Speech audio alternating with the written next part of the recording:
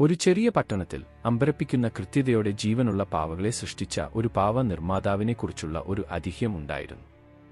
പാവ നിർമ്മാതാവിന്റെ സൃഷ്ടികൾ വെറും കളിപ്പാട്ടങ്ങളല്ല, മറിച്ച് അസ്വസ്ഥരായ ആത്മാക്കൾക്കുള്ള പാത്രങ്ങളാണെന്ന് ആളുകൾ മന്ത്രിച്ചു. പാവകളുടെ ഉണർവ്. ഒരു കൊടുങ്കാറ്റുള്ള രാത്രിയിൽ ഉപേക്ഷിക്കപ്പെട്ട പാവ നിർമ്മാതാവിന്റെ വർക്ക്ഷോപ്പ് പര്യവേക്ഷണം ചെയ്യാൻ ഒരു കൂട്ടം സുഹൃത്തുക്കൾ തീരുമാനിച്ചു. പൊടിപിടിച്ച ഷെൽഫുകളിലൂടെ അവർ അലഞ്ഞു നടക്കുമ്പോൾ സങ്കീർണമായി കൊത്തിയെടുത്ത ഒരു പഴയ പാവയെ അവർ കണ്ടു. പെട്ടെന്ന് ലൈറ്റുകൾ മിന്നിമറഞ്ഞു, പാവകൾ ഇളകാൻ തുടങ്ങി.